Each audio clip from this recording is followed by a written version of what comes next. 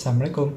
Hai teman-teman, dimanapun kalian berada, kabar baik di sini. Semoga kalian dimanapun berada dalam keadaan sehat dan baik selalu. Pada video kali ini kita akan mencoba ya bersama-sama menganalisis salah satu data keuangan terbaru dari salah satu perusahaan. Di sini perusahaan PT Bukit Asam dengan kode saham PTBA untuk laporan keuangan kuartal 3 tahun 2021.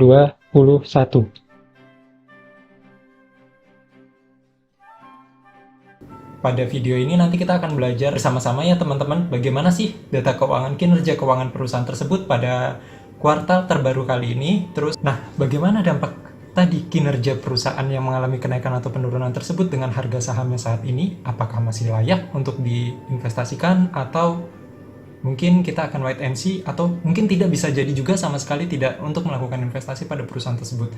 Nah, selain itu juga nanti kita akan menganalisis juga ya teman-teman, bagaimana sih analisis fundamental perusahaan selama 10 tahun terakhir kayak gitu, apakah kinerja termasuk bagus atau tidak, sehingga kita bisa menentukan perusahaan tersebut itu masih layak atau tidak untuk diinvestasikan. Oke teman-teman, mungkin kita bisa langsung aja ya check this out. Oh ya teman-teman, disclaimer ya sebelumnya, video ini kita buat itu bersama-sama bertujuan untuk belajar ya, untuk saling menganalisis secara bersama bagaimana dampak kinerja keuangan perusahaan tersebut dengan harga sahamnya. Segala keputusan baik itu membeli ataupun menjual, segalanya tergantung pada keputusan di tangan teman-teman masing-masing ya. Alangkah lebih baiknya coba kalian analisis terlebih dahulu apakah perusahaan tersebut masih layak atau tidak diinvestasikan. Hello. Oh, kecap lagi. Sisi.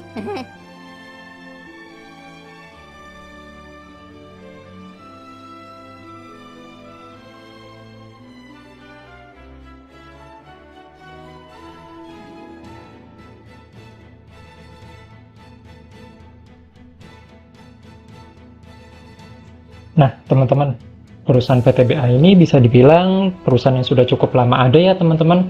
Perusahaan ini sudah ada sejak dari zaman Hindia Belanda dan sempat dinasionalisasikan oleh pemerintah Indonesia, dan baru mulai dari tahun 1981 perusahaan di sini menjadi entitas yang mandiri. Namun, untuk komposisi pemegang saham masih sebagian besar dimiliki oleh pemerintah. Perusahaan melakukan penawaran umum pertama kali melalui Bursa Efek Indonesia dari tahun 2002. Fokus usaha perusahaan bergerak pada sektor pertambangan, khususnya pada sektor batubara. Konsesi tambang yang dimiliki perusahaan, khususnya dalam konsesi tambang batubara, sebagian besar di wilayah Sumatera Selatan. Nah, selain itu juga teman-teman, di sini juga perusahaan saat ini juga berfokus untuk mengembangkan usahanya dalam sektor energi dan kimia. Komposisi pemegang saham perusahaan sebesar 65,93% dipegang oleh PT Indonesia Asahan Aluminium, yang mana yang kita tahu perusahaan ini merupakan perusahaan yang bergerak dalam holding tambang. Selanjutnya dimiliki oleh masyarakat sebesar 33,78% dan sisanya sebesar 0,29% dalam bentuk saham treasury. Nah, teman-teman, jika kita lihat berdasarkan data laporan keuangan yang dipublikasikan Perseroan hingga kuartal 3 tahun 2021, tercatat pendapatan perusahaan mengalami kenaikan ya, teman-teman, sebesar 19 triliun jika dibandingkan dengan kuartal 3 tahun 2020 sebesar 12,8 triliun. Untuk beban operasional perusahaan di sini kita lihat juga ya, teman-teman, cenderung stabil jika dibandingkan dengan tahun 2020 kemarin. Hanya terjadi sedikit mengalami kenaikan di bagian beban umum dan administrasi.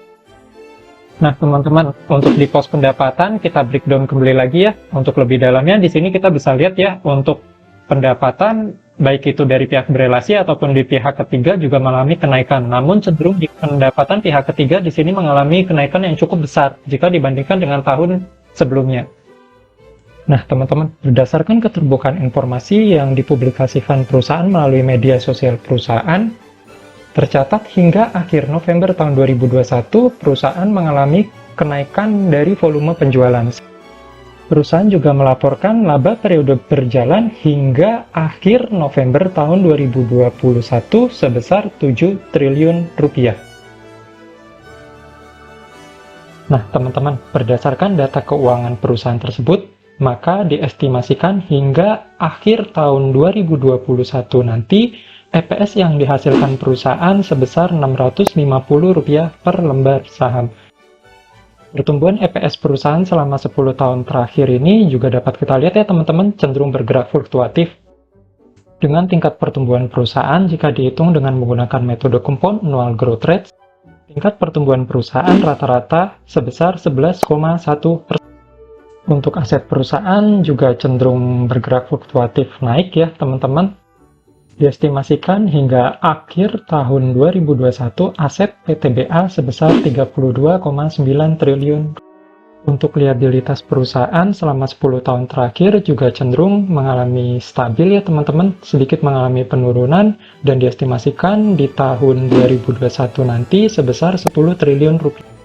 Sedangkan untuk pos ekuitas perusahaan juga cenderung mengalami fluktuatif ya teman-teman, cenderung bergerak mengalami kenaikan dan diestimasikan hingga akhir tahun 2021 nanti ekuitas perusahaan sebesar 22,67 triliun rupiah.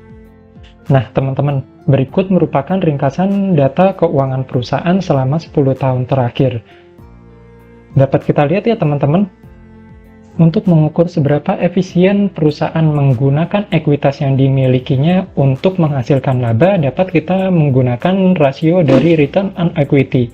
Nah, di sini dapat kita lihat ya teman-teman, selama 10 tahun terakhir, rata-rata tingkat ROE perusahaan cenderung berada di atas dari 10% dan diestimasikan di tahun 2021 nanti ROE perusahaan sebesar 33,51%. Nah, teman-teman, untuk mengukur tingkat apresiasi pasar terhadap laba yang dihasilkan perusahaan dapat dilihat dengan menggunakan rasio price to earning ratio.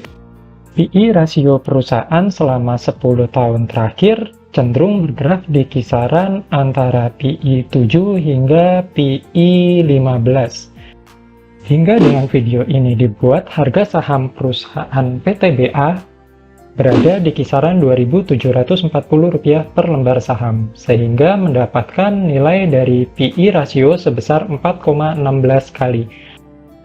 Apabila PE rasio perusahaan diperdagangkan pada PE rasio sebesar 10 kali, maka diestimasikan harga saham perusahaan PTBA cenderung bergerak di kisaran Rp6.500 per lembar saham. Nah teman-teman, hingga video ini dibuat, harga saham PTBA cenderung bergerak di kisaran Rp2.650 hingga Rp2.750. Maka harga saham PTBA saat ini cenderung tergolong undervalue. Dikarenakan harga saham PTBA cenderung jauh berada di bawah dari nilai wajarnya.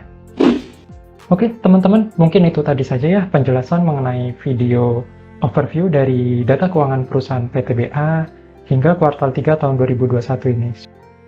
Semoga video kali ini bermanfaat buat teman-teman semuanya, dan sampai jumpa kembali lagi pada video selanjutnya, and see ya!